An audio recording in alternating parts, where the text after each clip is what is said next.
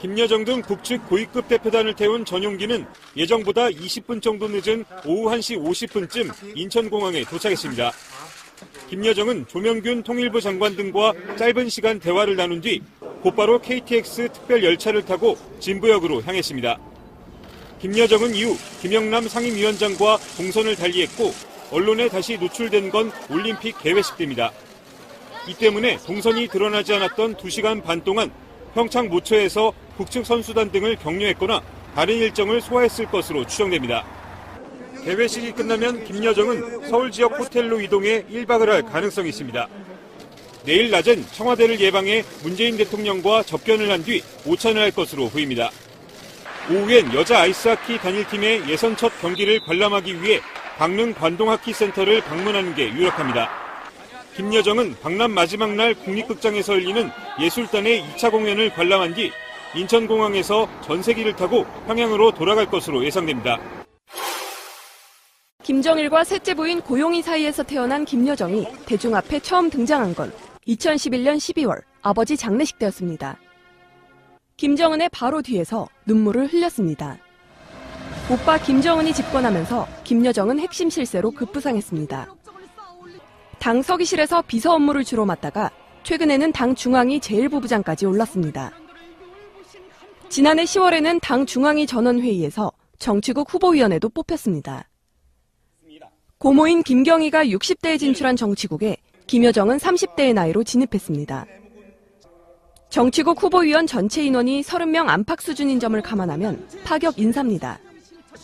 오빠 김정은에게 자유롭게 조언할 수 있다는 점에서 사실상 2인자라는 분석도 나옵니다. 친동생인데다 어린 시절 오빠 김정은과 함께 스위스에서 초등학교를 다니면서 각별한 사이가 됐습니다. 수령체제에서 최고 지도자와 혈육관계에 있다는 것은 실질적인 어떤 명목상 권력 직위와 관계없이 실권을 행사하는 힘 있는 사람인 것. 특히 당내 공식 서열 2위인데다 나이도 아버지뻘인 최용의 당 부위원장에게도 반말을 하는 것으로 알려지면서 김정은 이외의 실세는 김여정뿐이라는 평가도 나옵니다. 평양 능라인민유원지 준공식 때는 김정은 뒤로 뛰어다니고 박수를 치면서 환하게 웃는 등 자유분방한 모습을 보인 것도 이 같은 권력 기반 때문이라는 분석입니다. 미국의 대형 로펌인 에이킨컴프가 다스와 BBK 전 대표 김경준 씨 사이에 소송에 참여한 건 2009년 2월입니다. 앞선 투자금 반환 소송에서 패소했던 다스는 에이킨컴프를 새로 선임한 뒤 투자금 140억 원을 돌려받았습니다.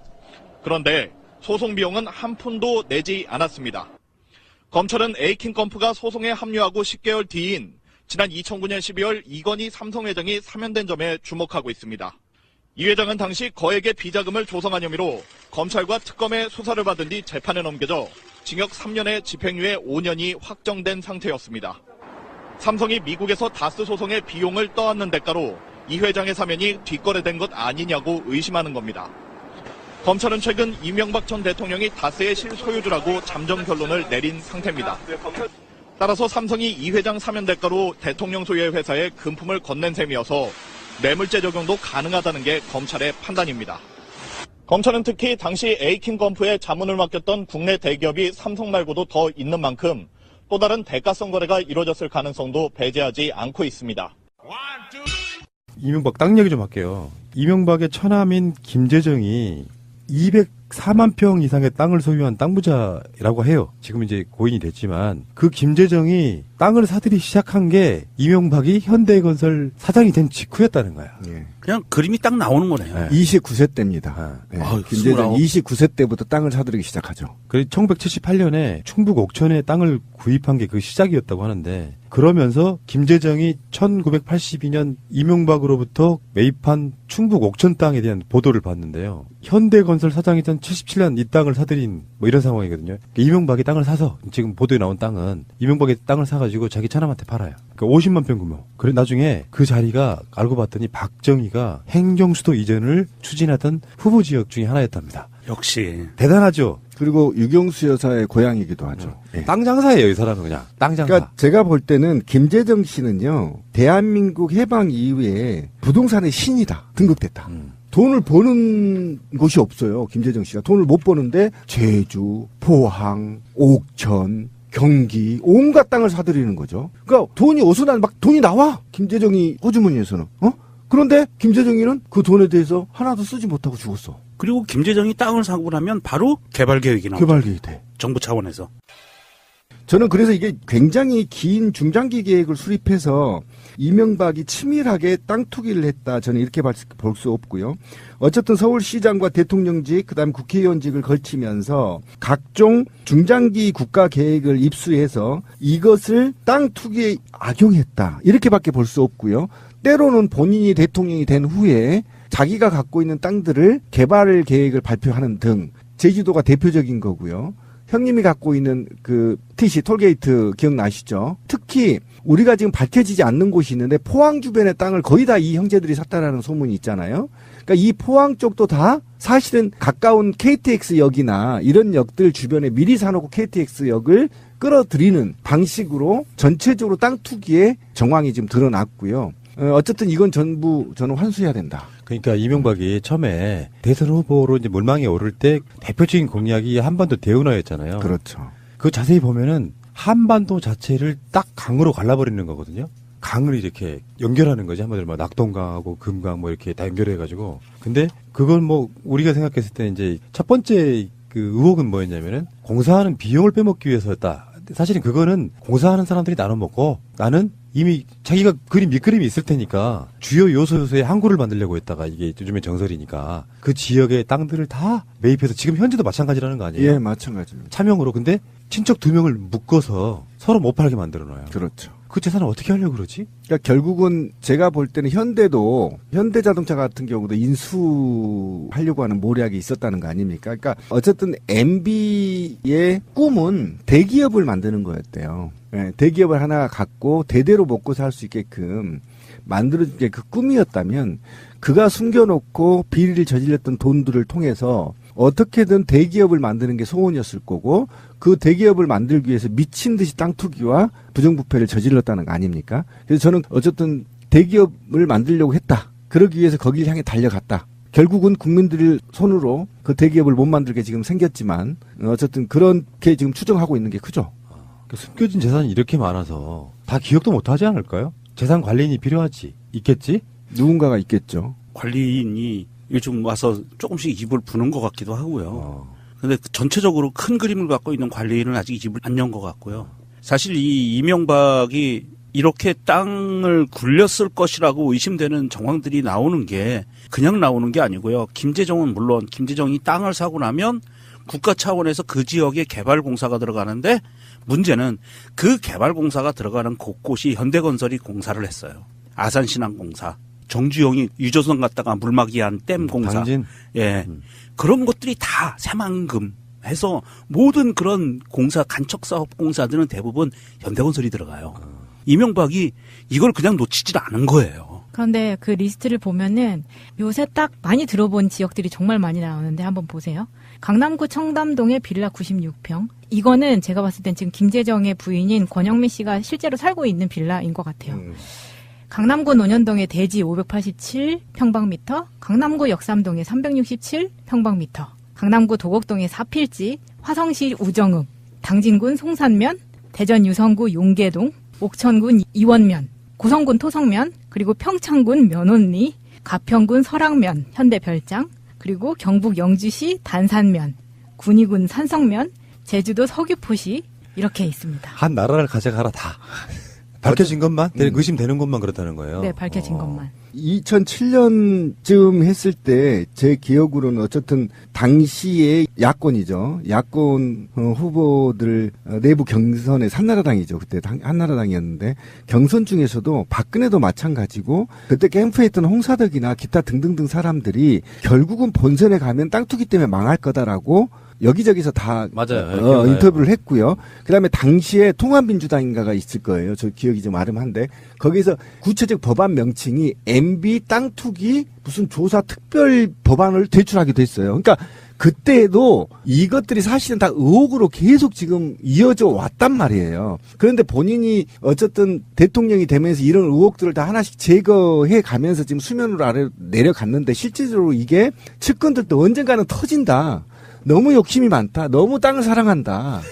이런 말들이 왕왕 있었단 말이죠. 결국에는 제가 제 개인적인 얘기를 좀 하면 맨날 어머니랑 했던 얘기가 그거예요. 꼭 10년 전 탓을 해. 10년 전에 땅 하나 사둘 걸. 부자가 못 된 이유를 그냥 어머니가 보여주시잖아요. 난 그거에는 투기성에는 반대하지만 결국에 우리나라 땅값을 올려놓은 자가 바로 이명박인 거예요. 알고 보면. 그러면서 돈을 벌어가지고 정치도 하고 싶어. 그렇다 보니까 재산을 숨겨야 돼. 그러니까 계속해서 차명으로 자기 재산을 숨겨두고 하다 보니 사실은 정권이 바뀌고 이명박이가 단죄 받으려면은 가장 먼저 이명박의 숨겨진 땅을 찾는 게 먼저인데 그에 앞서 국정원 특활비네, 다스네, BBK네, 댓글 공작이네 이런 것들이 나오다 보니까 사실 손도 못 대고 있지만 최근에 검찰이 조금 움직이기 시작했어요. 그래서 땅을 지금 이명박의 숨겨진 땅을 찾고 있는데 차명재산 관련해서도 뭐 알고 보면 이제 어떤 보유세 문제, 세금의 문제 이걸 또 이제 누군가를 줘야 된다고 하면 거기에 상속이든 양도든 간에 세금을 또 내야 되고요. 이명박은 골치 아파지게 생겼어요. 너무 크게 물려놨어요. MB의 가온이 정직이라잖아요. 땅에 정직하라. 아, 땅이 정직하라. 이명박이 이렇게 부동산으로 특화되어 있는 그 세불리기, 돈 불리기를 한 정황들이 쭉 나오고 있으면서 대한민국이 지금까지 박근혜 시절까지 갖고 왔던, 박정희부터 박근혜 시절까지 갖고 왔던 경제정책의 최우선순위는요, 부동산이었어요. 그리고 우리가 그런 얘기 많이 들었잖아요. 부동산 불패신화. 이런 얘기 많이 듣잖아요. 사놓으면 절대 안 떨어져. 사놓으면 돈이 돼. 이게 다 이런 이명박과 같은 자들의 투기꾼들이 만들어낸 시스템이고요. 그렇죠. 자기들이 돈을 벌기 위해서 그런 시스템을 만들고 정부 정책을 개발해내고 나라 전체를 이렇게 만들어왔던 거고요. 이명박뿐이 아닐 겁니다. 대한민국의 고위직이었던 사람들, 고위직인 사람들 땅 갖고 있는 거 얼마나 많겠어요. 대기업들 마찬가지입니다. 그렇죠. 대기업도 마찬가지고. 그래서 지금 앞으로는 국토부 장관이 지금 어떤 발언까지 하냐면 분양가의 30%만 있으면 집을 살 수 있게 정책을 내놓겠다. 그리고서는 그걸 시작하겠다라고 얘기했어요. 이런 올바른 정책들이 나와주기 이전에는 빚내서 집사였거든요. 그만큼 부동산으로 인해서 자기들이 이득을 보는 것이 많았다는 반증이에요. 그러니까 이제는 그런 거를 좀 털어버리자. 집을 소유하고 부동산을 소유해서 내가 이거를 뻥튀기해서 벼락부자가 될 거야라는 생각을 버려주셨으면 좋겠다. 많은 사람들이. 근데 저는 이게, 그러니까 제가 이제 화가 나고 국민들이 화가 나는 이유는 뭐냐면, 예를 들면 10만원짜리 땅을 사서 지금 300만원 간다는 거 아닙니까? 무려 뭐 3년 만에 이렇게 튄 거 아닙니까? 제주도 땅이 지금. 근데 다른 땅도 마찬가지예요. 자, 그런데 이게 명박이가 무슨 뭐 특별한 머리가 좋아서가 아니에요. 내가 대통령이고요. 모든 관계 부처 기관이 저한테 보고를 해요. 그러면 거기에는요, 모든 국토 개발 계획이 있어요. 그리고 만약에 없으면 내가 방점을 찍어요. 예. 여기서 국토개발 계획서 가져와 5년짜리로 수립해. 이렇게 지시내릴 권한을 갖고 있는 사람이란 말이에요. 그러면 대통령이 청와대에 앉아서 말이죠. 나 여기다 도시 하나 만들래. 생각해. 그러면 김재정이 불러서 땅 좀 사라? 또는 제3자 불러서 땅 좀 사라? 이렇게 해서 개발계획 발표하면 10만 원짜리가 300여? 1000만 원 됩니다. 상가지역은. 그러면 건설교통부에서 이걸 계획 수립할 때 입안을 할 때 여기에 상가지역, 이 블럭에는 상가지역이고 여기는 학교지역이고 여기는 뭐 저소득층 임대 아파트 지역이고 여기는 고층 아파트 지역 이렇게 그을 거 아닙니까 계획을. 그럴 때 MB 천암이 갖고 있는 땅에다가 상가지역을 넣는 거예요. 이게 머리가 필요해요? 전혀 머리가 필요 없고요. 네. 그냥 땅만 사놓으면 돈 버는 곳입니다. 그리고 예를 들면 제가 그것도 지금 현장에 제가 포항 지진 때 가봤잖아요. 근데 포항 KTX 역에서 구역을 오지 않고요. 신도시로 들어가거든요. 이게 20분 정도 걸려요. 그런데 처음에 몇 년 전에 갔을 때 이게 그냥 산이었어요. 밭이었고. 근데 이번에 지진 때 가보니까 이걸 다 밀어버린 거예요. 평지로. 그래서 택시기사한테 물었죠. 왜 이걸 밀어요? 그때 이거 신도시 들어선대요. 그러면 KTX 역을 그리 유도한 자 누굴까요? MB였습니다. 포항에. 그죠? MB였죠. 그럼 그 주변 땅은 당연히 누굴까요? MB 측근이라고 저는 보고 있습니다. 지금도. 거기 지금 아파트 짓고 있거든요. 그럼 그때 논바다 있고 산이었거든요. 제가 못해도요. 거기에 KTX 여기 들어오기 전에는 5만 원 이하였을 겁니다. 산둥성이 깎고 있습니다. 그거 100만 원 우습습니다. 몇 배입니까? 계산해 보십시오. 누가 그게 머리 쓰는 겁니까? 그냥 입안하는 놈이 점만 찍으면 끝이에요. 그게 무슨 머리가 필요합니까? 하긴 탐욕이 화신 뭐 이런 개념으로. 그렇죠. 그래서 국민들이 화가 난 게 그거예요. 너는 절대 대통령의 권한을 갖고 있을 때는 땅 투기하면 안 돼. 전 세계 대통령이 비리한 놈들 빼고 정상적인 대통령이 어떻게 임기 내에 돈 먹는 새끼가 어디 있어요. 무식하게. 그렇죠. 그리고 이게 더해서 한 가지가 있어요. 뭐냐 하면 돈을 버는 방법이 인심을 쓰는 방법입니다. 우리 대표적인 게 순천에 계셨던 좌우지장지지 이정현 씨 있죠. 그 양반이 예산 폭탄을 갖다 들러부었잖아요, 지역에. 그 지역 분들 가만히 한번 이 방송 들으시는 분들 생각을 해보세요. 과연 그 돈이 100% 주민들을 위해서 쓰였을까라고 생각을 해보세요. 그 지역에 투기꾼들이 안 들어왔을까? 이거는 그 투기꾼 중에 검은머리 외국인도 굉장히 많이 들어가 있을 거예요. 박근혜가 아마 주도한 세력들도 들어가 있을 거고요. 이런 식으로 국회의원을 통해서 예산을 갖다가 엄청나게 들어부어서 지역 개발을 한다 하면 분명히 투기꾼들이 먼저 들어옵니다. 이게 정권과 국회의원 예산 폭탄이 맞물려 돌아가는 거예요. 내가 한 거 티 안 내고 국회의원이 한 걸로 티가 나니까 전혀 걸릴 염려가 없거든요. 이런 식으로 돈을 써가면서 사실은 지역 경제를 살리는 게 아니고 그거를 빌미로 자기들의 개인적인 이익을 착복하는 그런 시스템으로 굴러갔던 거죠. 토착민이 거기서 속겨지는 거죠. 그렇죠. 살지 못하고. 이 지역이 지금 방송실이 있는 이 지역이 예전에는 지금도 뭐 서울 도심에 있는 주택단지로는 얼마 남지 않은 몇 개 남지 않은 그런 지역인데 실제로요 여기 있는 빌라나 주택들 중에 반은 외지 사람이 주인이에요. 맞습니다. 예전에는 보통 주인들이 특정 층에 살면서 자기 집 케어하잖아요. 근데 외지에서 이미 이게 언제부터 연유가 시작됐냐면은 여의도에서 가장 가까운 뉴타운 개발 예정 지역이었기 때문에 투기 바람이 광풍처럼 쓸고 갔어요. 그때가 누구였죠? 그렇죠. 이명박의 뉴타운. 오세훈하고 국회의원 여기 지역이 있었죠. 그거랑 상관없이 그러니까 서울 지역 전체가 대부분 그런 광풍이 불었었는데 무리하게 지금 그렇게 끌어가던 어떤 상황들이 좀 기억이 나고 어찌 됐건 간에 정권, 정치라고 하는 게 이렇게 부도덕해서야 되겠어요? 대통령이 이익을 얻은 자가 국민들로부터 존경받거나 그러는 게 아니고 알고 보면 땅 투기하고 자빠졌고 개쓰레기입니다. 뭐 이런 대통령이 투기한다는 게 말이 됩니까? 그 모든 대한민국의 비밀 정보들을 모두 다 통솔하는 자가 땅 투기를 하려면 무슨 짓을 못하겠어요? 그러니까 우리가 이명박 시절에 했던 바로 그 정책 우리가 방송으로 몇 번 말한 적이 있는데 운전면허 시험 쉽게 따게 만들어준 것도 사실은 그게 자동차를 많이 사야 되고 그러니까 자동차를 많이 사면 가스가 돈 벌고 그 구조로 갔다는 거 아니에요. 그렇게 합리적으로 의심해 볼 수 있잖아요. 그래서 오늘 교통사고 많이 나서 많이 죽고. 그러니까 앞으로 우리 국민들은 뭐 4대강 한다, 대우는 한다 그러면 어떤 새끼가 땅 사놨나 보네 이렇게 의심할 수 있어야 된다는 거죠. 맞아. 이제 순수하게 뭘 수질 개선지가 어디 무슨 오세훈이가 르네상스 한다 그러면 또 누가 투기했구나. 또 당시 새누리당에서 남도 해안가에 카지노 벨트를 만들겠다 하면 이 새끼들 또 해안가에 땅 무지하게 사놨구나 이렇게 생각하면 되는 겁니다. 그렇죠. 예. 그러니까 정책 발표할 때마다 이명박 때는 이제 그런 식의 의심을 품을 수밖에 없는 합리적 의심할 수밖에 없는 그런 정책들이 있었으니까 어떻게 그렇게 자기 이익만을 위해서 하는 사람이 있니? 그래놓고 4대강의 목적은 홍수, 가뭄, 수질 개선 이런 소리를 하고 있는 거예요. 사실은 땅값 올리기인데. 모래 파는 돈은 누가 다 먹었을까요? 그건 판 돈 없어. 그걸 수요가 없어가지고 그냥 지금도 방치되고 있는데 뭐. 아니에요. 그게 낙동강 모래가 A급입니다. 그러니까 그건 일부는 발렸겠죠. 근데 지금도 4대강 재원이 어떠하니 모르니까 강바닥 파서 생긴 모래로 충당하겠다고 했었거든. 그렇죠. 네. 근데 실제로 그 모래, 고급 모래들이 팔린 건 일부고요. 지금도 적재돼 있다고 하니까. 저는 그것도 수량을 검사해야 된다고 생각해요. 그때 당시 20조량의 정도 된다고 했거든요. 그러니까 14층짜리 아파트 한 동을 경부고속도로를 까는 정도의 양이었거든요.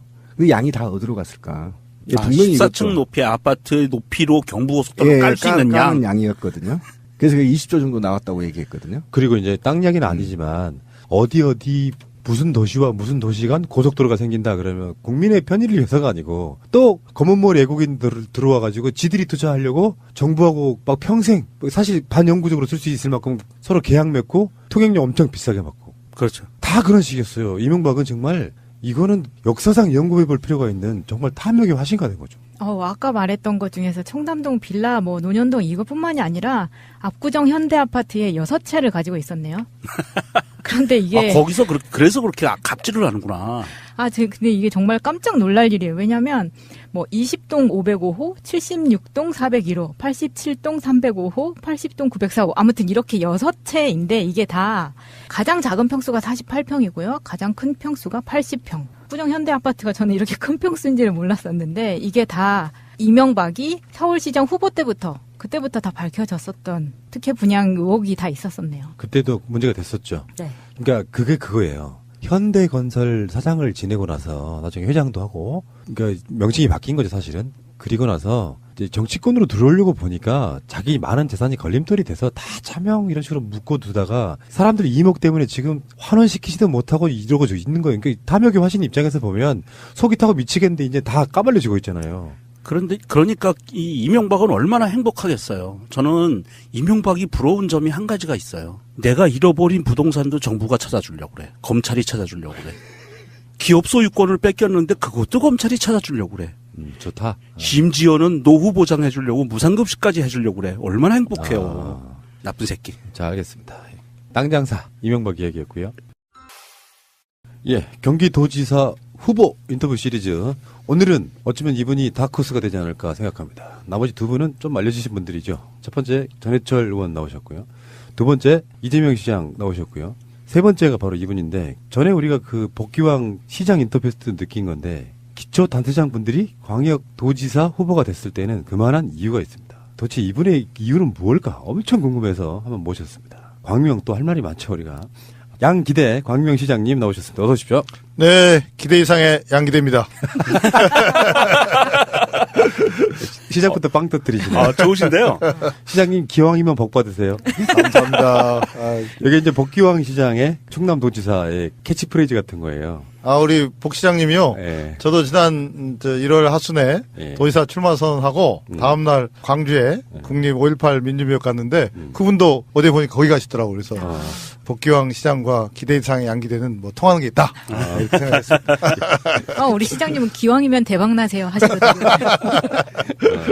자, 양기대 광명시장이시고요. 지금 이제 언론의 여러 가지 한마평들을 보면 경기도지사 후보로 사실은 경선만 통과하면 사실 경기도지사 될 만한 딱 그 시대적 시점에 딱 와 있는 상태이기 때문에 내부적으로 좀 알려지지 않은 부분, 이런 부분들을 중점적으로 한번 여쭤보겠습니다.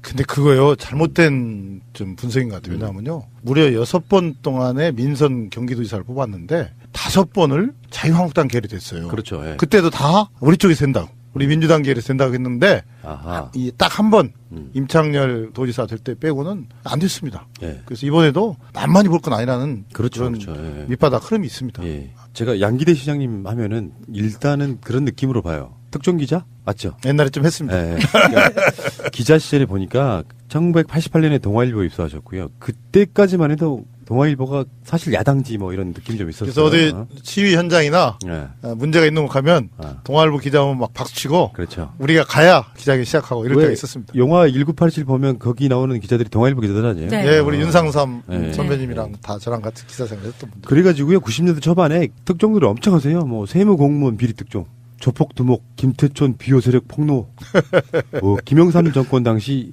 이용구 노동부 장관의 수뢰 사건, 김현철 비리 사건, 한보 YS 대선 자금, 부품 조작 안기부 문건 폭로, 뭐 이런 것들을 막 특종으로 쏟아내신 분인데 기자 생활을 그렇게 열심히 하셨는데 그때 상황만 소회를 좀. 그때는요, 예. 정말 물불 안 가려고 했습니다. 그때는, 지금은 제가 눈빛이 좀 선하잖아요.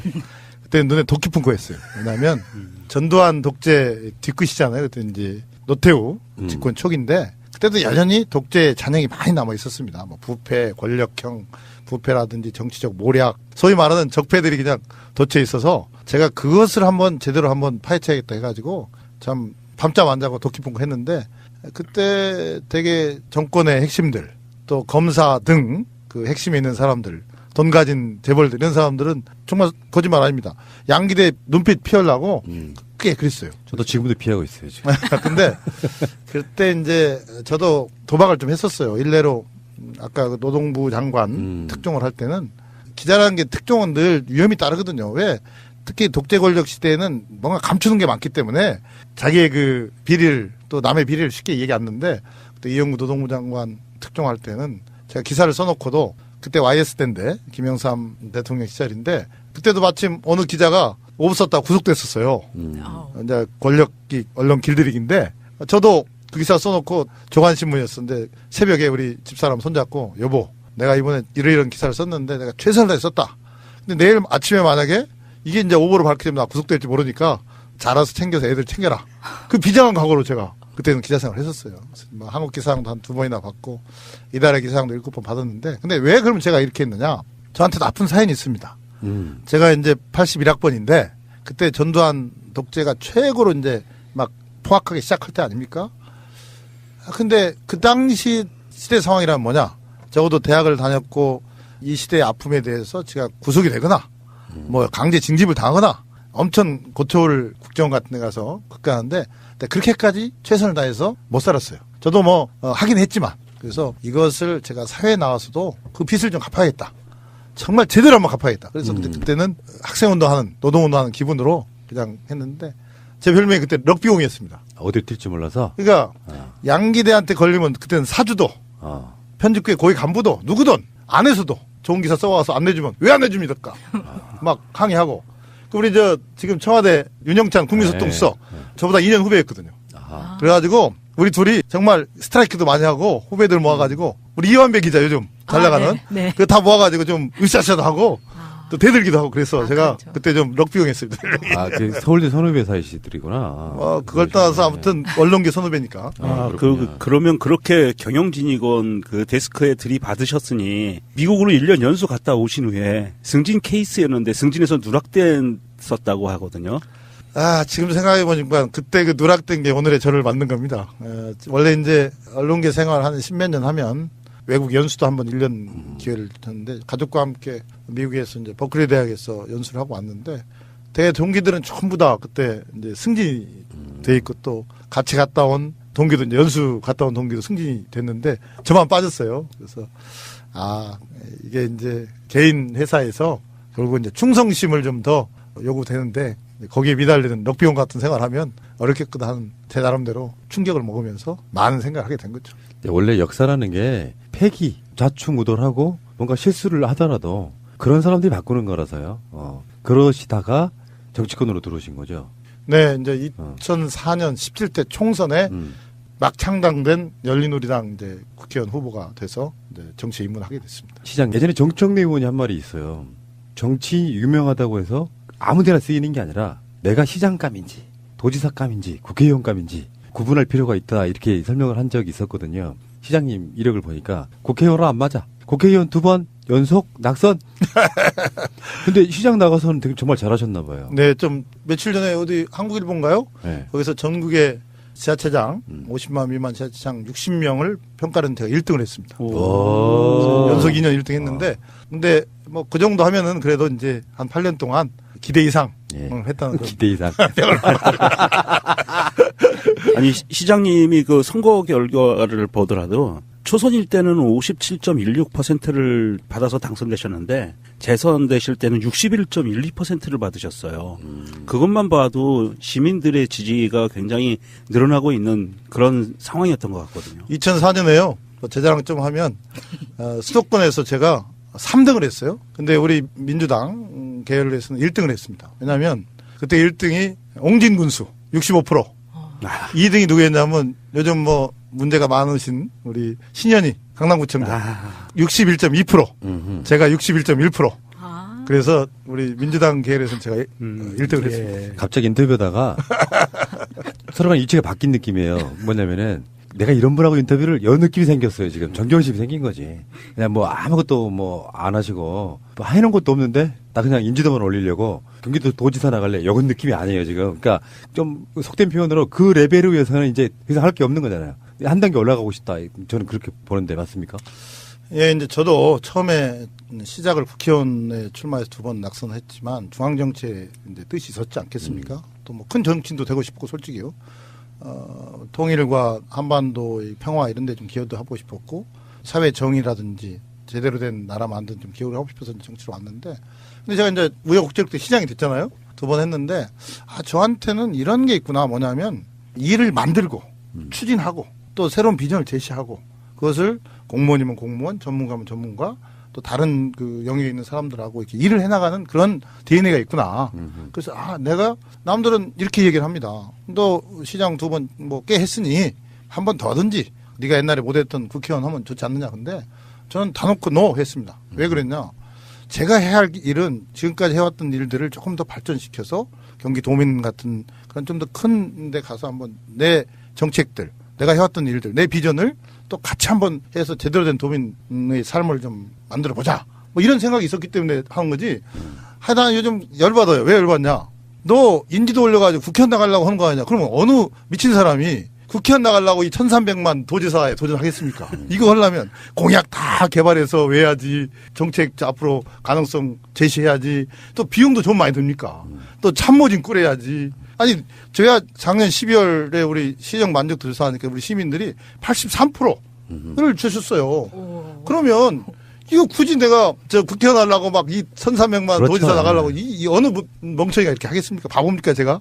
저의 진실성, 진정성을 너무 몰라가지고 그냥 옛날 그 기성정치, 중앙정치 이런 시대에 쩌들어가지고 하니까 저는 요즘은 이제 부처님 같이 그냥 살긴 살지만 어떨 때는 좀 짜증나요. 이제 그런 질문 좀 하지 말아주세요. 제가 봤을 때는 시장님이 지금 낚인 거예요. 무슨 말이냐면은 국회의원 나갈 수도 있지.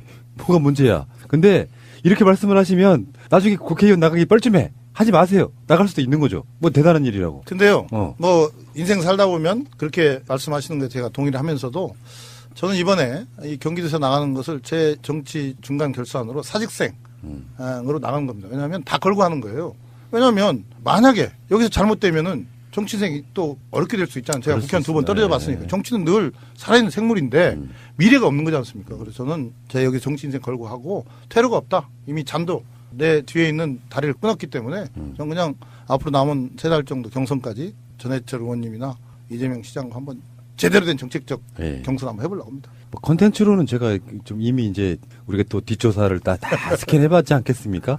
컨텐츠만으로는 뭐 어떤 분에도 뒤지지 않는 그런 느낌인데 상대적으로 좀 이재명 시장처럼 막 대선을 통해 가지고 전국구 스타가 되고 요 느낌도 아니고 뭐 전해철 의원처럼 삼철이야 뭐 이렇게 뭐 그런 느낌도 아니고 뭐랄까 혈혈단신 이런 느낌인데 이제 뭐 여담으로 말씀드리면 출신이 군산 출신이시잖아요. 네. 예.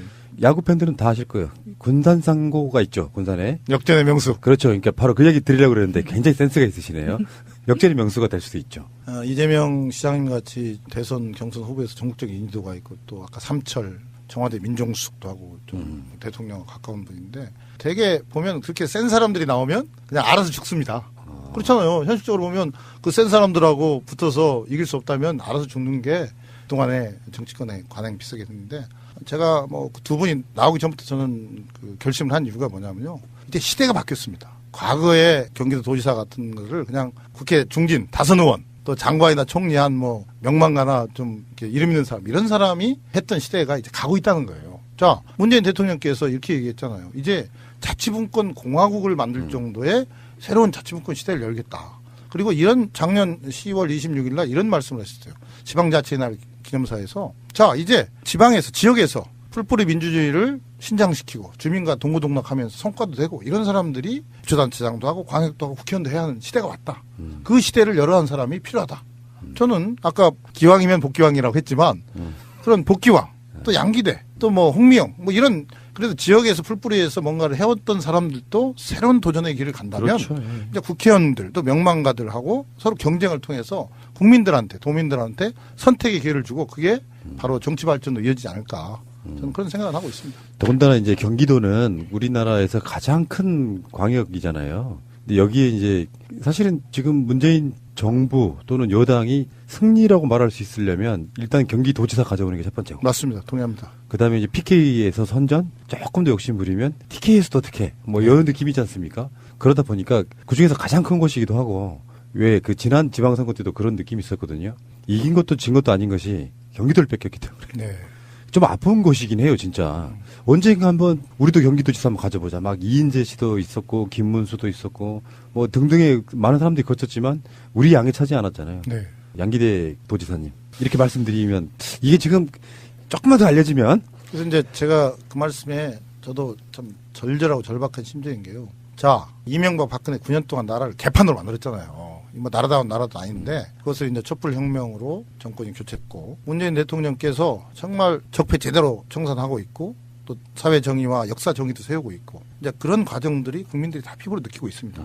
근데 이제 문재인 대통령께서 올해 누누이 강조하는 게 뭐냐면 그럼 올해는 국민의 삶이 좀 더 나아졌으면 좋겠다. 그럼 우리 집권 세력들이 해야 할 일의 1번이 그겁니다. 국민의 삶이 나아진다는 건 플러스 한반도의 남북관계의 그런 개선과 평화 번영도 있어야 하잖아요. 그렇다면 그게 가장 중요한 것은 아까 말씀하셨지만 1300만 경기도 이 경기도 지사를 이제 우리 민주당이 찾아와서 이 경기도의 여러 적폐들을 제대로 정리하고 그다음에 도민의 삶을 제대로 좀 바꾸면 그게 바로 문재인 정부의 성공으로 이어지고 그게 이제 요즘 뭐 우리가 국회에서 자유한국당 분들이 깽판 쳐가지고 일도 못하고 여러 가지 어려움이 있는데 그러면 총선 2020년 총선에서 우리가 승리하고 또 정권 재창출하고 이게 결국은 나라다운 나라에서 가져야 할 목표가 아닌가. 그래서 저는 뭐 제가 도지사 되면 제일 좋고 그렇지 않더라도 우리가 반드시 이번에는 경기도 지사 우리 민주당에서 가져오고 우리 여권에서 가져와야 한다. 그 열망은 있습니다. 예, 기대하겠습니다. 기대 시장님. 제가 오늘 너무 흥분해가지고 지금. 근데 여러 가지가 있을 수 있겠지만 저는 핵심은 이런 거라고 봐요. 기초단체장 분들이 광역으로 올라올 때는 그만큼 그 지역에서는 거의 압도적인 지지를 받고 있는 사람이기 때문에 가능하다고 보는데 그 입소문이 이제 경기도 전체로 퍼지길 바라는 건데 그런 분들이 공통점이 하나 있더라고요. 뭐냐면은 없는 예산 가운데 복지를 정말 잘하신 분들이에요. 없는 예산 가운데 아이디어 짜가지고 그래서 뭐 당을 떠나가지고 웬만한 분들은 우리 시장 잘해. 요 느낌을 갖고 있는 분들이 이제 광역으로 이렇게 튀쳐 올라오는 거죠. 그래서 저는 그 복규영 시장하고 양기대 시장님을 다 두 분이 그런 면에서 굉장히 좀 아이디어랄까 추진력이 넘치시는 분들이다 이렇게 봤거든요. 그 중에 대표적인 게 무상교복. 네. 무상교복을 이재명 시장보다도 훨씬 일찍 시작하셨다면서요. 그러니까요. 참 우리 이재명 시장 그런 면에서 좀 선도적으로 해왔잖아요. 네. 그 점은 참 높이 평가해야 할 부분인데 제가 이제 우리 광명이라 하면 그 35만 전형적인 베드타운인데요. 내세울 것도 별로 없었잖아요. 사실상 서울이죠. 근데 이제 광명 동굴 40년 벌어진 폐광을 이제 우리 시가 43억에 사서 이제 우여곡절 때 개발을 했는데 2015년 4월에 유료화를 했는데 지금까지 한 2년 9개월 됐는데 무려 360만 명의 유료 관광객이 왔어요. 그다음에 초기 투자비하고 인건비 빼고 200억을 저희도 벌었습니다. 그다음에 작년만 해도 일자리가 한 500개 생겼어요. 200억을 벌었단 말이죠. 그 다음에 우리 또 한 가지 광명하면 그 KTX 광명역이거든요. 그런데 그 앞에도 58만 평, 170만 제곱미터의 그런 역세권이 있는데 제가 2010년 시장 되니까 완전 허벌판이었어요. 근데 이제 거기에 제가 이제 이케아라든지 코스트코 또 요즘은 도심공항 터미널까지 이제 유치해서 하는데 근데 그런 기업들을 유치하면서 시세수익이 늘어났습니다. 그래가지고 작년 3월에 우리가 빚을 다 갚았습니다. 근데 빚을 갚으니까 좀 여유가 생겼잖아요. 근데 이걸 어떻게 쓸까 고민하다가 역시 돈이라는 것은 미래 세대에 대한 투자에 쓰자. 그래서 작년에 이제 처음으로 우리가 고교 전학년 무상급식을 실시했고 또 우리 이재명 시장이 이제 추진했던 그 중고 신입생 무상교복 이것도 저희들은 작년에 조례 만들고 예산 다 통과돼서 지금 이제 신청을 받고 있습니다. 그러니까 이제 어떤 언론이 이렇게 썼더라고요. 뭐 제가 이건 이재명 시장 비난하는 건 아니고 이재명도 못 오는 거 양기대가 했다. 뭐 이렇게 좀 거창하게 썼던데. 그건 비난이 아니고요. 자랑이죠. 그리고 한 가지 더 하면 뭐냐면요. 요즘 그 유전자 조작 없는 그런 식재료, 넌 GMO 식재료인데 이것을 제가 전국 최초로 우리 광명에서는 초, 중, 고에 전부 다 넌 GMO 유전자 조작 없는 식재료를 사용한 급식을 하고 있습니다. 그랬더니 정말 학부모들, 학생들, 시민들이 좋아하는 이유가 있습니다. 돈 벌어서 하니까 우선 시비가 없어요. 그렇잖아요. 뭐 그러네. 그걸 뭐 어디 있는 거 빚내서 한 것도 아니고 뭘 팔아서도 아니고 돈 벌어서 하니까. 그다음에 시가 또 빚이 없으니까. 그다음에 또 한 가지는 어찌됐든 우리도 시가 13명의 시의원이 있는데 우리 민주당이 5, 자유한국당이 5, 국민당이 3입니다. 그러다 보니까 아무래도 이제 우리가 다수는 아니잖아요. 예. 근데 제가 좀 소통하고 자꾸 의원들을 설득하면서 하니까 또 그분들도 그렇게 크게 반대 없이 이렇게 추진이 되는 걸 보면서 역시 그런 소통과 또 협치도 중요하구나 그걸 느꼈는데 어찌됐든 돈 버는 시장으로서 그런 좋은데 쓰니까 아무튼 뭐 시민들께서 좀 좋아하십니다. 우리도 용돈 좀 주세요. 우리가 광명하면 떠오르는 사람 하나 있죠. 맞아요? 녹즙 이현주 여사. 그래서 그분들 계열이 지금 3분이 계시는 거군요. 광명시의회에. 네. 아, 그렇군요. 얼마 전에 이현주 씨가 우리는 이제 보통 그런 분들을 C라고 부르거든요. 호칭 안 부릅니다. 이현주 씨가 국회에서 이제 통일부 장관한테 북한 대변인이냐 뭐 이렇게 이야기하는 거 보고 의원석에 앉아있던 분들과 설전 벌이는데 정말 뭐랄까 약간 광기 느껴지는 거 있죠. 그분 입장에서는 정말 진심인 것처럼 보였어요. 북한을 왜 실드 치느냐 이런 건데 그런 면에서 보면 이 앞에 계시는 우리 광명시장 양기대 시장님은 지금 이미 오랜 시간 동안 그 남북 통일의 기틀을 닦았다 그럴까요? 그런 분은 아니세요? 그러니까 제가 아까 네. 명함을 하나 드렸잖아요. 그거는 뭐냐면은 명함 주셨는데 깜짝 놀랐어요. 내가 이걸 받아도 되나? 이거 김영란법의 위반 아닌가? 그러게요. 유라시아 고속열차 승차권 그래서 광명에서 개성을 거쳐서 파리까지 근데 마찬 이게 실제로 운임비래요. 얼마죠? 74만 4,500원. 요걸 주셨는데 버는 것만으로도 가슴이 좀 뛰는 이런 부분이 있네요. 그러니까 제가 이제 아까 서두에 말씀드렸지만 한반도 평화 번영 또 통일에 좀 기여하고 싶어서 정치에 들어왔다고 했는데 뭐 그동안 국회의원 2번 떨어지고 또 동네 그 시장 하면서 그냥 일만 죽 들어다 보니까 이제 그런 것이 마음에만 있었어요. 근데 2015년 말에 이제 광명 동굴도 이제 어느 정도 자리를 잡고 또 KTX 역세권도 좀 활성화되면서 제가 2015년 말에 과감히 선언을 했습니다. 우리 KTX 광명역을 유라시아 대륙철도 출발역으로 육성하겠다. 그때는 북한 핵 문제로 이제 굉장히 남북 관계가 최악이고 사드 문제로 한중 관계도 안 좋을 때예요. 다 미친놈이라고 손가락질하더라고. 응? 네가 그거 뭐 동굴에서 재미 좀 봤다 해서 도저히 할 수 없는 일인데 또 뭐 괜히 객기 부리는구나. 그래서 이제 저도 한번 칼을 뽑았는데 그냥 또 칼을 넣을 수는 없잖아요. 그래서 우리 광명역에서 개성, 북한을 거쳐서 중국, 러시아에서 이제 유럽까지 가는 게 우리 이제 목표인데 그래서 제가 중국의 단둥, 훈춘, 러시아의 핫산, 또 이르쿠츠크시, 또 몽골의 수도인 울란바토르시 시장들하고 처음 가서 MOU를 맺었습니다. 유라시아 대륙철도에 대비해서 교류를 하자. 처음에 그분들이 야, 니네 광명이 어디 붙어 있는데 왜 우리한테 와? 너 하다가 우리 진정성을 갖고 하니까 그래서 지금 교류를 하고 있는데 그때는 저 혼자 있기 때문에 대한민국에서 내가 굉장히 외로웠습니다. 근데 이제 문재인 대통령님이 저의 구세주예요. 이분이 딱 대통령 되시더만 유라시아 대륙철도 사업, 남북철도 연결 이걸 계속 발표를 하시는 거예요. 공약 실천에도 이제 그걸 반영하고. 그러니까 조금 제가 이제 면이 섰는데 또 우리 박원순 또 서울시장께서 대통령 취임한 후에 서울역을 지하로 파서 유라시아 허브로 하겠다. 이거 왜 이래? 근데 그래도요. 저작권도 없이. 저는 그거 신경 안 썼습니다. 왜? 저같이 무명인데 아무도 저를 응원해주지 않는데 거물 두 분이 한 분은 대통령, 한 분은 서울시장이 응원해줘서 제가 좀 이제 떴는데. 근데 그래서 이제 내친 김에 작년 8월 17일 날 도라산역에서 대한민국 현대사에 처음으로 우리 광명에서 개성까지 가는 유라시아 평화철도 노선 개발을 위한 용역 착수를 했습니다. 그러니까 조그만 이 35만 대밖에 안 되는 광명의 시장이 그걸 하니까 사람들이 이게 눈을 좀 크게 뜨고 이상하게 보더라고요. 다음 날 미국의 소리 방송 뭐 VOA라고 있잖아요. 거기 저 워싱턴 앵커가 전화가 왔어요. 물론 한국 사람 앵커입니다. 와서 이거 사실이냐? 너 트럼프 대통령 이렇게 막 세게 대북 제재하고 있는데 너 이거 사실이냐? 그래서 사실이다 했더니 그걸 방송에 한번 내보냈어요. 그랬더니 또 작년 10월에 그 프랑스 국영철도회사 우리 그 떼제베 만든 회사 아닙니까? 거기서 연락이 왔어요. 야, 네 프로젝트 좋다. 우리 같이 하자. 그래서 지금은 이제 거기는 역세권만 개발을 하고 우리는 노선을 개발하는 것을 같이 하고 있습니다. 아니 명함이 너무 아이디어가 좋으세요. 저는 정말 승차권 받는 기분이었거든요. 이걸 명함이라고 볼 수도 없어요. 본인의 성함은 다 어느 곳에도 없습니다, 지금. 그냥 이거는 이게 있잖아요. 그냥 보통 명함들 받으면 이렇게 한 곳에 치워놓거나 어떤 경우는 버리지 않습니까? 네. 이거는 정말 제 지갑에다가 이렇게 맨 앞에 신분증 꽂아놓는 그 투명 비닐 있는 공간 있죠. 여기다 놓고 싶어요. 그래서 이제 뜻이 있는 길에 길이 있더라고요. 지난해 12월 18일 날 최문순 강원도 도지사와 함께 제가 중국의 쿤밍에 갔습니다. 그래서 이제 거기서 북한의 무능 단장 등 대표단들하고 여러 가지 대화를 하고 협의를 했는데, 그래서 우리가 이제 최문순 지사하고 저하고 북한의 그 평창 동계올림픽 참여를 강력히 촉구도 했고 그랬는데, 그때 제가 무능 단장도 대표단한테 우리 광명 개성 유라시아 평화철도 하고 있으니 우리 개성 가겠으니 받아줘라. 이렇게 이제 공식으로 제안을 했습니다. 그랬더니 그 북한 대표단이 그분들 표현에 따르면 장벽을 열자는 얘기군요 하면서 상당히 긍정적으로 보면서 이제 아까 그 명함도 열심히 보고 꼬치꼬치 물어보더라고요. 그래서 현재 이제 북한 당국의 개성까지 가는 것은 전달이 됐습니다. 그래서 저는 아까도 얘기했지만 그럼 왜 너는 지금은 현실성이 없다고 미친놈이라는 소리를 들어가면서 이걸 하느냐.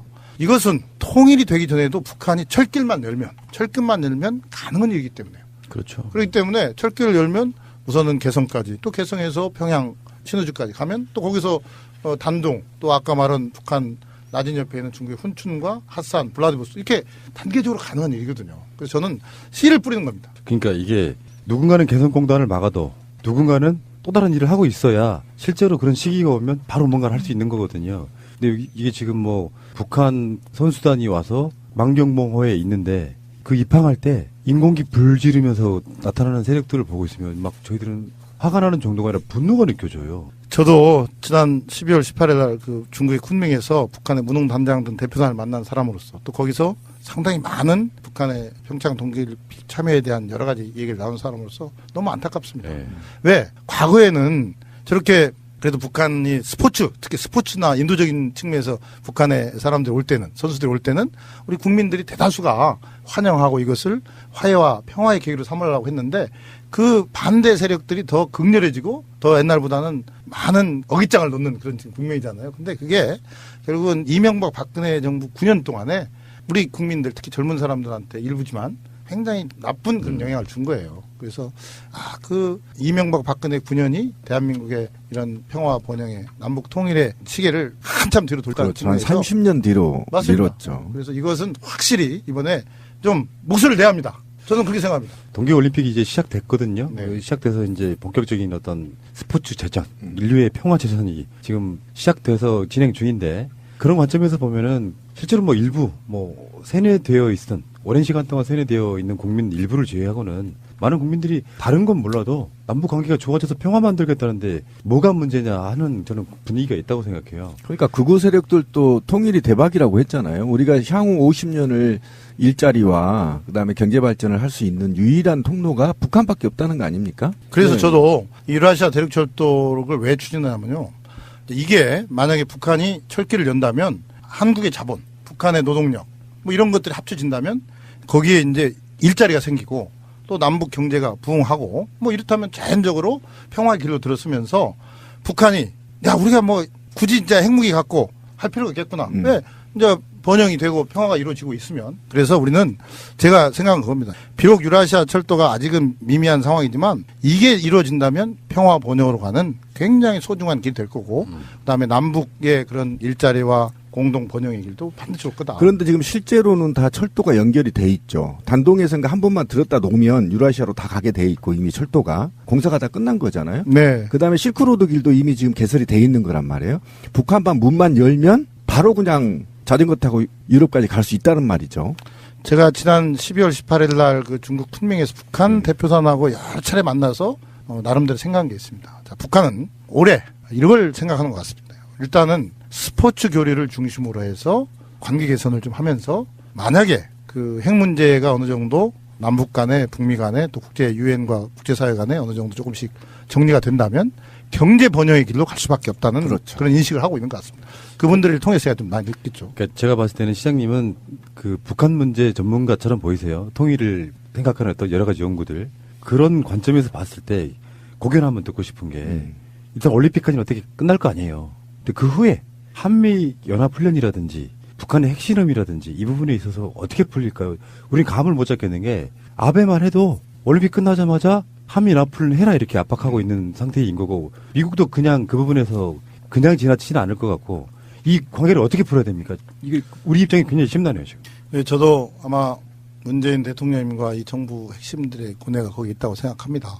적어도 이제 평창 이후가 지금 더 중요하고 제가 지난 1월 29일 날 슈레더 전 독일 총리를 한 30분 면담을 했는데 그분이 오히려 저한테도 물어보더라고요. 제가 이제 중국 쿤밍에서 북한 대표단을 만나고 왔으니까 올림픽 이후에 앞으로 한반도 정세라든지 남북관계 어떻게 되고 북미 관계 어떻게 될 거냐. 그래서 제가 이렇게 얘기를 했습니다. 지금부터는 제일 중요한 게 남북이 지혜를 모으는 거라고 생각합니다. 그리고 이번에 이런 평화를 위한 끈을 계속 이어가는 게 중요한데 지금 최문순 강원도지사가 며칠 전에 발표를 했는데 4월 달에 평양에서 국제 마라톤 대회가 열리는데 우리 한국에서 한 100명 정도가 지금 갈 예정이고 또 6월 말에는 평양에서 지난번에 쿤밍에서 했던 제4회 아리 스포츠컵 국제 유소년 축구대회가 또 열릴 예정입니다. 발표가 됐습니다. 네. 북한도 동의를 했습니다. 그렇다면 저는 이번에도 평창 올림픽이 단순히 평화 올림픽이고 올림픽이 아니라 북한의 김영남 위원장도 오고 김여정도 오지 않습니까? 그렇죠. 그럼 우리가 그런 스포츠의 교류의 끈을 이어가면서 적어도 남북관계 개선에 대한 또 국제사회가 저 정도면 그래도 남북관계 개선을 통해서 이 평화라든지 핵 문제에 대해서도 진전이 있을 수 있다라는 이미지를 주기 위한 끊임없는 남북의 지혜가 필요하다 저는 그렇게 생각하고 특히 과감한 발상의 전환이 정부 내 관료들한테도 필요하다. 왜?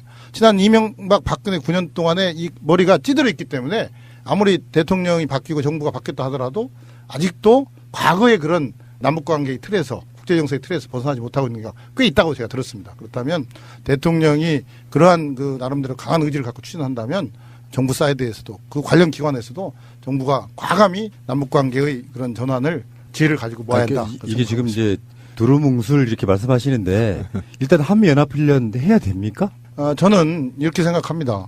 결국은 우리가 이 상황에서 미국을 무시할 수는 없지 않겠습니까? 그래서 지난번 우리 문재인 대통령께서 트럼프 대통령을 설득해서 평창이 평화의 올림픽 또 남북이 같이 할 수 있는 그런 올림픽이 됐지 않습니까? 그래서 저는 대통령께서 필요하면 또 트럼프 대통령 설득해야 한다고 생각하고 국제사회를 향해서 강하게 그런 문제들에 대해서 그게 이제 북핵 문제를 풀고 또 남북관계 개선에 도움이 된다면 또 연기도가 유보를 할 수 있겠죠. 근데 그것이 우리 혼자는 독자적으로 안 되지 않습니까? 그렇다면 그런 여러 가지 상황들을 제대로 우리가 사실 팩트를 가지고 미국 대통령을 설득하고 국제사회를 설득하는 그런 지혜가 필요하다 생각합니다. 그렇다면 김정은 입장에서는 핵실험을 올림픽 이후에 안 한다고 보는 게 사실 이 상황이라면 맞을 거 아니에요. 또 이러고 나서 바로 핵실험하면 그거 좀 솔직히 뭐 속되게 표현하면 사이코죠. 만약에 북한이 핵실험을 안 한다는 전제하에 한국도 그 기조에서 이번에는 그냥 넘어가자 이렇게 되면 북핵 제재라든지 여러 가지 부분에서 풀 게 엄청 많아서 지금 시장님도 딱 직접적으로 뭔가를 찍어내시지는 못하는 것 같은데 어쨌건 좋게 풀어 가야 되는 거잖아요. 저는 그 말씀에 이제 동의하면서 왜냐하면요. 우리의 소망이 뭐겠습니까? 전쟁을 막아낸다는 거잖아요. 그건 누구든지 다 절절하게 느끼는 거지 않습니까? 그러면 전쟁을 막기 위해서는 우리 대통령을 포함한 온 국민이 정말 힘을 합쳐야 할 때라고 생각합니다. 그것은 지푸라기도 잡아야 되지 않습니까? 그래서 제가 직접적인 관련된 분야의 일을 하고 있지 않기 때문에 뭐 함부로 말할 수는 없지만 우리가 정말 민족의 생존을 위해서 뭐든지 해야 할 거라면 나는 해야 한다고 보고 그래서 아까도 말씀드렸지만 한미 군사훈련을 끝나고 해야 할지 말지인가 우리한테 가장 큰 숙제로 다가올 겁니다. 아마 문재인 정부가 엄청나게 지금 머리 아파하고 있는 분야라고 생각하는데 결국은 그게 미국의 어떤 한국과의 신뢰 속에서 잘 우리가 풀어나가는 게 1번이고 두 번째는 자 북한 김정은 위원장이 다시 만약에 핵실험을 한다 또 뭐 미사일 쏜다 뭐 이랬을 때 지금의 우리 대통령과 정부와 국민의 노력들이 상당히 물거품이 될 가능성이 있지 않겠습니까? 그래서 저는 이렇게 봤습니다. 뭐 제가 자꾸 쿤밍 얘기를 해서 안 됐지만 북한 대표단들 5명하고 2박 3일 동안 많은 대화를 하면서 뭘 느꼈냐. 이제 북한이 물론 미국의 제재를 또 유엔의 제재를 피하기 위한 일시적인 제스처일지는 모르지만 그래도 다시금 그런 북한 핵 문제를 가지고 국제사회를 뒤흔들고 또 비난을 받고 그런 상황까지는 가지 않을 거라는 걸 확신을 가졌습니다. 근데 제가 확실하게 그런 느낌은 드네요. 시장님이 갖고 있는 이 생각들은 다른 시장님한테 볼 수 없는 차별화된 콘텐츠 중에 하나라서 이제 양기대하면 북한, 평화 뭐 요 느낌도 좀 안쪽에 생길 것 같은 그런 느낌이에요. 네. 그래서 저는 경기도지사 나가면서도 경기도가 접경 지역이 크지 않습니까? 인구도 많고 그래서 경기도를 유라시아 허브로 하겠다. 거기는 이제 바로 아까 말한 평화와 번영의 전진기지, 대한민국 전진기지 만들겠다. 그런 공약도 지금 하려고 합니다. 선거 캐치플레이즈로요. 평화기대. 그렇죠. 평화기대. 당을 떠나가지고 우리는 지금 후보들만 이야기했어요. 이재명 시장, 전해철 의원. 근데 남경필 도지사 이야기도 해야죠. 우리들 입장에선 사실상의 적에 가깝기 때문에 잘했는지 못했는지도 사실 몰라요. 근데 이상하게 정치적 행보 같은 것들 보면 뭐 철새 같기도 하고 그렇지만 관심이 없다 보니 얼마나 잘했는지 못했는지를 사실 알지를 못하거든요. 시장님 생각하시기에 남경필 도지사는 잘한 편입니까? 아닙니까? 점수로 일단 표현하신다면 100점 만점에. 저는 낙제점이라고 생각합니다. 낙제점. 그럼 60점 미만인가요? 네. 이유는요? 제가 네. 시장과 도지사로서 4년 가까이 지켜봤지 않습니까?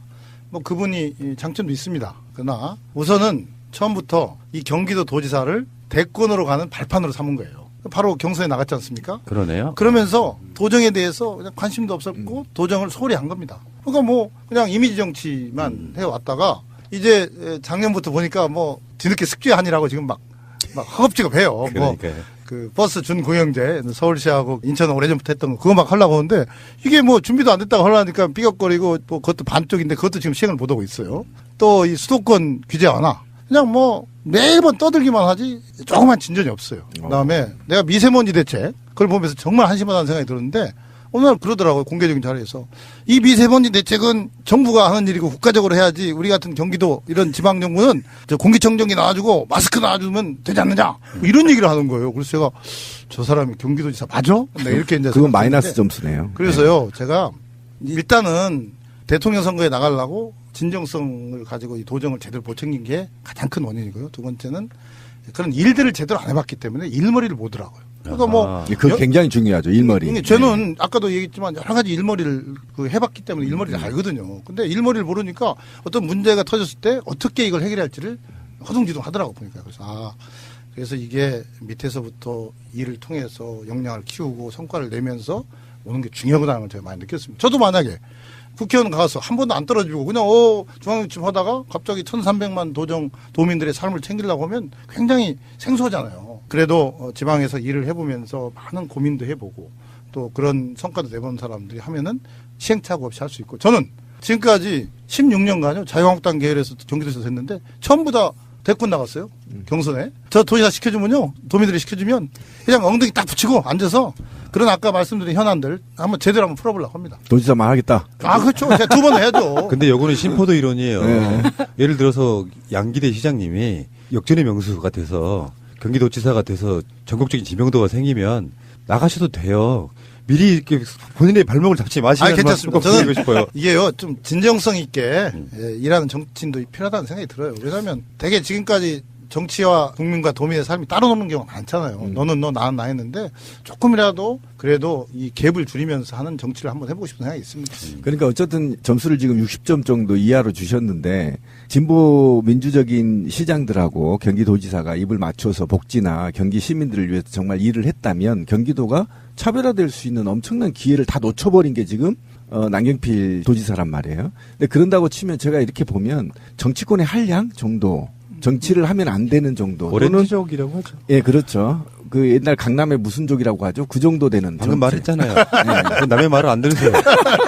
지금 안 들립니다. 오렌지족이요. 네. 오렌지족 맞습니다. 정치적인 오렌지족인데 인본주의 철학이 굉장히 없습니다. 천박하고요. 그래서 요즘 그 광역 서울도를 또 오늘 갑자기 들고 나왔어요. 그렇죠. 지금 이 자치분권 시대로 가는 거잖아요. 시대에 역행하는 걸 또 들고 나왔단 그렇죠. 말이죠. 그러니까 정치를 오래 하셔서 그런지 선거에 노이즈 마케팅을 아주 탁월하신 것 같아. 우리는 그냥 일만 죽들어 하느라고 저를 못 알려가지고 지금 여기 와서 이렇게 또 죽들어 고생하는데 그분은 그런 거에 아주 능수능란하더라고요. 근데 그게 촛불혁명 이전에는 먹혔거든요. 네. 노이즈 마케팅이. 이후에는 안 먹힙니다. 정말 일 잘하는 사람을 지켜보고 있고요. 걱정 안 하셔도 됩니다. 특히 이제 경기도에 제가 큰 문제 중에 하나가요. 지금 청년 실업 문제가 대한민국 최고의 화두잖아요. 근데 전국 평균이 9.9%인데 경기도가 10.5%예요. 그러니까 뭐 일자리 도지사 떠들고는 다니지만 가장 핵심인 청년 이 실업 문제에 대해서 전혀 핵심을 못 짚고 있는 겁니다. 그래서 저는 남경필 지사가 뭐 청년 통장, 청년 연금 하지만 뭐 그것도 뭐 않는 것보다 낫잖아요. 우리 청년들이 힘드니까요. 그러나 저는 이제는 저 청년들이 좀 어깨 펴고 도전의식 갖고 할 수 있는 그런 활력 있는 뭔가 정책이 나와야 한다고 봅니다. 그래서 저는 이번에 청년 도전기금이라는 것을 제가 공약으로 제시를 했습니다. 출마 선언할 때. 그건 뭐냐면 1년에 한 1,000억 이상을 조성을 해서 자, 내가 어떤 취업을 하거나 창업을 하는데 도전 프로젝트를 제대로 내면 그것을 좀 규제나 무슨 제한 같은 거 두지 않고 한번 과감히 지원해서 제대로 한번 해보라는 거죠. 설령 실패를 하더라도 그것도 하나의 자산이니까. 그래서 제가 한번 제대로 한번 해보려는 생각도 하고 있습니다. 경기도 젊은 친구들한테 기대되네요. 네. 그 시장님에 대한 이미지랄까? 지금 이렇게 이제 1시간 가까이 인터뷰하는 느낌이 뭐냐면 굉장히 머리 회전이 빠르시고요. 스마트하시고 역시 이제 기초단체장이 광역으로 올라온 그 느낌이 그냥 있어요. 그러니까 막힘이 없잖아요. 왜 막힘이 없냐면 그게 늘상 준비되어 있기 때문에 그래요. 그렇죠. 맨날 해왔던 이야기 고민해보고. 네. 그런 면에서는 김대중 대통령의 그 유명한 선거 캐치플레이즈 준비된 도지사 이런 느낌이 듭니다. 오늘 너무 가찬의 말씀입니다. 그리고 오늘 새로운 면들을 좀 많이 보죠. 그러니까 괜한 게 이전에 아니라는 게 이미지하고 좀 다르죠. 자, 그런데 솔직히 말했을 때 현실이거든요. 현실인데 경기도지사 후보군 중에 가장 지금 인지도가 뒤처지고 있는데 이거 만회해야 되는 거 아닙니까? 이대로 가다가는 뻔한 거 아니에요? 뭘로 만회하실 거예요? 그 말씀에 저는 일정 부분 동의하고요. 아까도 말씀드렸지만 지난 8년 동안 그냥 죽도록 일만 했는데 제가 명색이 또 기자 출신인데도 불구하고 홍보에 참 취약했다는 것을 인정합니다. 그래서 저는 아까 좋은 말씀 주셨고요. 또 그게 현실인데 그러나 이제 남은 3개월, 경선까지 남은 3개월인데 상대들은 다 뭐 인지도나 또 조직력이나 모든 걸 갖췄다고 한 평을 받고 있지만 저는 진정성을 한번 해보려고 합니다. 이 진정성 그리고 성과와 또 역량과 미래 비전 또 저한테 무기가 있습니다. 도덕성, 표의 확장성. 근데 이것은 저부터 도덕성 검증 받겠다 이거예요. 그 다음에 표의 확장성, 보수, 또 중도 누구 할 것 없이 저를 알게 되면 아 그래 양기대 같은 친구도 있구나. 뭔가 우리 삶을 조금이라도 바꿀 수 있겠구나. 나라 만들 수 있겠구나. 경기도 만들 수 있겠구나. 요것만 알려진다면 어찌 보면 한번 해볼 만하다. 그래서 어찌 보면 저도 도박이네요. 그러다 보니까 이 2달 반, 3달 동안에 저를 알리고 저의 진정성과 가치를 제대로 한번 알려보겠습니다. 이렇게 알리세요. 기대고 싶은 남자 양기대. 좋다. 네. 감사합니다. 근데 그거는 이제 뭐 문구에 지나지 않고요. 제가 계속해서 시장님을 이렇게 보고 있다가 느낀 게 가수 중에 나훈아 씨 있죠. 나훈아 씨 이미지랑 비슷하죠. 나훈아 씨가 옆모습도 그렇고. 나훈아 씨가 70이 넘으셨는데 최근에도 공연을 하신 적이 있어요. 아, 폭발적이더라고요. 나훈아의 느낌은 뭐냐면은 힘이에요. 힘, 파워. 그러니까 그 디테일과 진정성에다가 그 힘을 딱 섞은 나훈아 이미지가 저는 굉장히 그 역동적으로 느껴지는 게 있거든요. 아직까지도 그분은. 시장님한테 그런 걸 접목시켜보면 어떨까 싶어요. 딱 그 느낌으로 생기셨잖아요. 손 잡아주셔서 딱 한번 하시고. 근데 이름만큼이나 알려지지 않아서 앞으로 3개월 동안의 관건은 제가 볼 때는 광명시만의 정책이 있잖아요. 청년 교복, 무상 교육 같은 것들 많이 알려서 실질적으로 홍보에 주력을 해야만 될 것 같거든요. 예, 저도 동의하는 게요. 제가 이제 요즘 경선이 권리당원 50%, 그렇죠. 일반 여론조사 50%잖아요. 50%죠. 저도 이제 각 지역위원회를 다니면서 당원들하고 대화를 합니다. 근데 그분들이 깜짝 놀라는 거예요. 어떻게 광명에서 무상 교복을 그렇게 먼저 하느냐? 뭐 이런 저의 정책들, 청년 정책 이런 것들에 깜짝 놀라는 거예요. 그래서 내가 정말 부지런히 다니고 내가 내 가치를 알리고 내가 해온 일을 알린다면 한번 해볼 만하다. 도전할 만하다라는 것을 더 확신을 갖게 됐습니다. 시장님 그 시정을 이렇게 보면 뭐 지금까지 방송으로 언급 안 된 것도 있는데 어디가 돈이 될까? 일단 뒤져요. 자기 관할 쉽게 표현하면 나와바리해서 뒤져서 돈이 될 만한 걸 찾아내서 돈을 벌어. 이제 지방정부가 제대로 뭐 개헌되고 제대로 만들어지면 훨씬 더 이제 세금을 쓰는 데 있어가지고 더 힘이 생길 거긴 할 텐데 그 없는 가운데서도 돈을 만들어가지고 복지 쓰는 스타일이거든요. 이런 분들은 차후에 대통령 하셔도 돼요. 그러면 그게 가져야죠. 뭐 아직 젊으신데 뭐. 꿈이야 있지만 지금은 단계가 있지 않습니까? 저는 그래도 아까 보니까 유라시아 정책을 놓고 경기도지사가 이거 너무 꿈이 큰 거 아니야? 이렇게 했었거든요. 근데 굉장히 어쨌든 좋은 얘기 많이 들었고요. 이제 그런 건 그렇게 하면 되죠. 이게 중앙정부하고 지방정부가 서로 이렇게 협력해서 만들면 되니까 일단 지방정부는 밑밥을 계속 깔고 있어요. 그렇죠. 맞습니다. 제가 이 유라시아 대륙철도 사업 관련해서 김현미 국토교통부 장관을 지난 연말에 만났습니다. 그랬더니 이런 얘기를 하더라고요. 지금 우리 광명에서 개성까지 가는 이 유라시아 평화철도 노선은 서울역을 거치지 않는 겁니다. 바로 일산 대곡역으로 가서 그렇죠. 파주, 문산, 도라산, 개성까지 가는 거예요. 그랬더니 김현미 장관께서 우리가 KTX 광명역에서 일산 대곡역까지는 연결할 수 있다.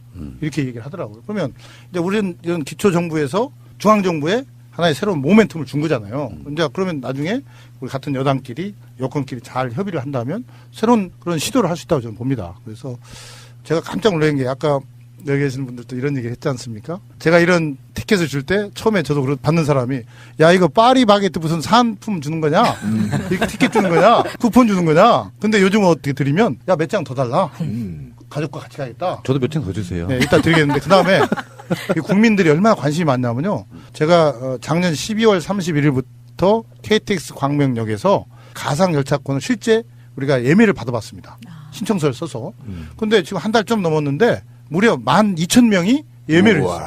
그러니까 이건 굉장한 열망이 있는 거예요. 저는 깜짝 놀랐습니다. 그냥 표 이렇게 주는 게 아니라 자기가 신청서를 쓰는 겁니다. 그게 12,000명이 했다는 것은 그것은 한 달 사이에. 그래서 저는 결국은 우리가 남북관계가 잘 정리돼서 이런 것들을 한번 해보면 정말 우리한테 큰 번영의 평화의 기회가 올 거다. 제가 지난 연말하고 1월 1일 날 우리 이호 여사님하고 봉화마을에 가서 권양수 여사님 뵀어요.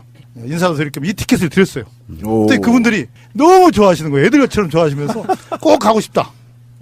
그러면서 우리 김대중 대통령님이나 노무현 대통령님 이루지 못한 이 꿈 양시장이 좀 이뤄달라. 그 얘기도 하시더라는 거예요. 내가 깜짝 놀랐어요. 생각만 해도 흐뭇하네. 그러니까 네. 그 큰 돈이 들어가는 것도 아니고 정치하시는 높은 분들이 작심만 하면 되는 문제. 맞습니다. 어떻게 보면 그런 거고요. 그런데 이런 질문 하나 드려볼게요. 민주 진보 개혁 세력 쪽에서는 대체적으로 보면 지방선거 나온다 그러면 나만의 차별화된 복지 뭐 요런 것들이 일반적으로 들고 나오는 공약 중에 하나인데 근데 경기도는 이제 이번에 무조건 잡아야 되니까 네. 그 보수층 유권자라고 하는 분들이 있잖아요. 그분들이 봤을 때도 요건 혹할 수밖에 없겠다 하는 뭐 그런 식의 어떤 비장의 카드가 있습니까? 저는 제가 출마 선언을 썼는데 별로 주목을 안 했어요. 여기서 공개를 하겠습니다. 첫 공개인가요? 네. 오, 역시 새날발이 있습니다. 이렇게 생각을 합니다. 지금 우리가 이재명 시장의 무상 교복 이런 것들이 굉장히 관심을 가졌잖아요. 그렇다면 저는 과감히 이렇게 공약을 했습니다. 뭐냐면 고교 의무교육을 하겠다. 고교 의무교육. 이야. 자, 이건 뭐냐면 지금 제가 해보니까요. 따져보니까요. 자, 급식하고 있죠. 또 이제 교복도 하잖아요. 거기에다가 운영비, 또 수업료, 또 플러스 알파 하면은 경기도만 해도요. 한 5천억 정도만 되면 그런 것들을 다 아울러 가지고 고교 의무교육을 할 수 있는 거예요. 물론 이걸 하려면 법을 개정해야겠죠. 자, 법 개정이 쉽지 않다면 앞으로 자치분권 시대에 지방정부의 역할이 더 커지고 권한이 가진다면 우리가 돈만 있다면 예산만 있다면 우리가 그것을 계획을 세워서 경기도 시작하겠다. 그래서 제가 며칠 전에 이재정 현 교육감님을 만났습니다. 만나서 이런 얘기를 했습니다. 교육감님, 제가 고교 의무교육을 공약으로 제시를 하려고 합니다. 괜찮겠습니까? 하십시오. 그래서 제가 이거 교육청 영역을 침범한 거 아닙니까? 무슨 소리입니까? 같이 합시다. 그 얘기를 하시더라고요. 어차피 그렇게 돼야 되잖아요. 네, 그러니까요. 그래서 선진국은 다 그걸 무상으로 하기 때문에. 그래서 아까 말씀하셨지만 돈 벌고 예산 낭비 않고 그러면서 그런 돈들을 고교 의무교육에 쓰는데 그럼 왜 제가 하려고 하냐? 제가 광명에서 아까 고교 무상 급식도 해보고 이 중고 무상 교복도 해보고 아까 넌 GMO 급식도 해보면서 뭘 느꼈냐? 우선 고등학교 그 자녀 둘이 있는 학부형들은 너무 좋아하는 거예요. 한 달에 15만 원이 16만 원이 전략되는 거예요. 그러니까 이제 학비 부담, 교육비 부담이 전략되는 거잖아요. 또 그런 것들을 통해서 생활이 더 윤택해지는 측면도 있고 또 새로운 시도를 해보는 거예요. 그래서 이게 단순한 고교 의무교육이 아니라 삶의 질을 높이고 또 미래에 대한 희망을 갖게 하고 더 크게 얘기하면 저출산 문제에 대한 대책도 된다. 뭐 그런 생각을 하게 됐습니다. 추진력, 뚝심, 아이디어, 어떤 그 개념 이런 것들이 아주 충만하신 분인데 정말 안타깝습니다. 지금 현재까지는. 새날이 키워줄 겁니다. 무상 의무교육 같은 경우는 제가 볼 땐 돈의 문제가 아니고 선택의 문제인 것 같아요. 맞습니다. 예, 분명히 그건 선택의 문제여서 지방정부를 떠나서 지금 현재로 법령을 제정해서 의무교육을 한다 하더라도 제가 볼 때는 그렇게 많은 예산은 들어가지 않고 자녀가 없는 학부모라 하더라도 충분하게 지금은 SNS가 발달돼서 설명을 하면 이건 받아들일 수 있는 거고 또는 선진국으로 가기 위한 불가결한 항목인 거잖아요. 맞습니다. 선진국은 다 고교 의무교육. 그렇죠. 의무교육 하고 있기 때문에. 그래서 반드시 가야 되기 때문에 좋네요. 제가 여기서 한마디 얘기하면 또 우리 이재명 시장님한테도 혼날지도 모르지만 제가 만약에 그때 작년에 우리가 빚 다 갚고 돈이 쌓였다고 해서 그것을 우리 시민들한테 나눠준다고 했으면 뭐 그때 시민들 좋아할 수 있겠죠.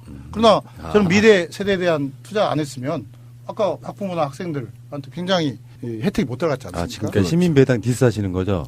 그건 아니라 그건 아니고요. 근데 아무튼 제가 그런 생각이 어떻게 들더라고요. 아니 그 시장님이 지금 제가 보기에는 뭔가 아직 순진하신 느낌이에요. 뭐냐면 그렇지 않아도 언론에서는 자기들 그 시청률을 위해서 남경필 도지사와 이재명 시장을 이렇게 1대1 구도로 매 붙여놓잖아요. 여러 가지 프로그램에서.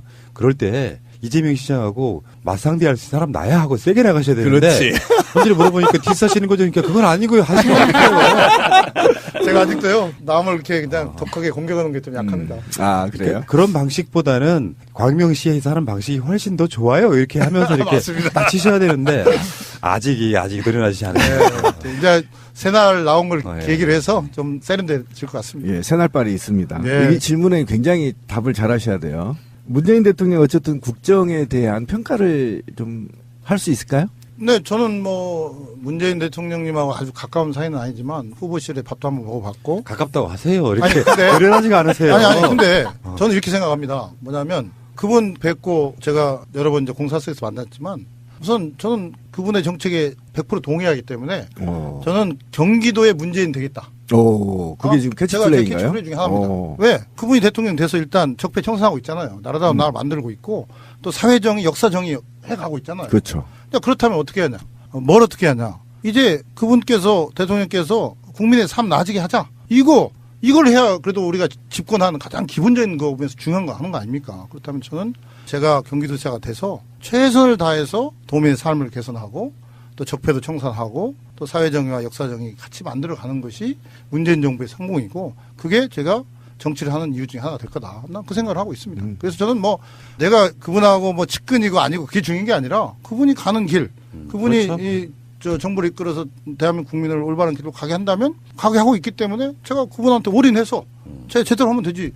그거 꼭 친수관계가 있다고 해서 그건 하는 거 아니라고. 경기도의 문재인 키워드 잘 뽑았습니다. 저는 그건 대단합니다. 여러 번 제가 얘기하고 다닙니다. 어쨌든 그런 얘기 들어보니까 그런 생각이 들어요. 사실적이 돌이켜보니까 서울시장과 경기도지사가 현 정부, 문재인 정부와 같이 뜻을 같이 해서 끌고 나간다고 한다면 대한민국이 급변할 거라는 생각이 드네요. 지금 동의합니다. 보니까 예. 경기도가 1,100만이 넘는데 꽉 형틀을 막고 있는 거잖아요. 현 정부와 서울시의 정책들을. 근데 이걸 풀어서 서울과 경기가 하면 2,200만 아닙니까? 2,200만에 대통령이 현 정부하고 같이 맞물려 간다면 저는 아까 유라시아 철도도 얘기했지만 경기도 시장들이 다 모여 지자체장들이 모여서 유라시아 뚫자 집회하고 막 대통령 원하고 하면 이게 저는 이루어질 거라고 봐서 야 경기도는 이제 진짜 같은 집권 여당이 당선돼야 되겠다라는 생각이 반드시 지금 드네요. 그죠? 여기까지 일단은 어느 분이 돼도 지금 그 이쪽이 경기도의 정권 교체인데 그렇죠. 그것만 바꿔내도 일단 희망이 생기는데 그런 분들 중에서 양기대 시장이 하면 훨씬 좋아지겠네. 저 유라시아. 뭐 이런 기대까지. 예, 유라시아 자전거 타고 제 꿈이거든요. 근데 꿈은 꿀 수 있어. 누구나 다. 어쨌건 그 양 시장님을 뵈니까 항상 저는 그렇거든요. 언론상에 뭐 하마평이 나오고 양기대? 양기대가 누구지? 이름이 좋아요. 예. 근데 선입견은 안 가져요. 오히려 반대죠. 기대가 생기죠. 그런 상황에 내가 누군지도 뭐 잘 모르는 분이 이렇게 후보로 올라왔을 때는 뭔가 내공이 있겠구나. 라고 이제 막 뒤져봐요. 그러면 실제로 요즘에는 그 SNS 시대라 뒤져보면 다 웬만큼 나오지 않습니까? 그 이력을 쭉 보고 방송 들으시는 분들도요. 한번 찾아보세요. 양기대에서 뭐 SNS나 인터넷 상에 찾아보시면은 어마어마한 많은 것들이 있어요. 요거는 뭐 시간에 단시간 내에 풀어낼 수는 없는 거고 그래서 실질적으로 아까 말씀하신 게 정답이라고 생각합니다. 지금 시대 더군다나 반대로 말하면 지방선거에 뭐네 해서 어떻게든지 문재인 대통령 지지를 끌어내려가지고 뭔가 하려던 개혁, 적폐청산 못하게 하려는 세력이 있는데 여기서는 뭐 친문, 비문 이런 건 아무 의미가 없다. 실제로 누군가가 나와서 문재인 대통령의 역할을 경기도에서 잘해줄 사람이면 되는 거 아닙니까? 맞습니다. 저는 그렇게 생각합니다. 네. 저는 아까 제가 감히 경기도의 양기대가 경기도의 문재인 되겠다고 이렇게 선언한 이유가 정말 그 말입니다. 제가 무슨 친소관계가 중요한 게 아니라 대통령과 이 정부가 하고 있는 정책들을 제대로 구현하면서 도민을 행복하게 해주면 우선 1번이고 2번은 제가 이 생각을 했어요. 이명박 박근혜 그 9년 동안 나라가 엄청나게 후퇴했는데 정말 나라라고는 나라라고 말할 수 없는 그런 처지가 됐었는데 정권 교체의 이 의미를 살리려면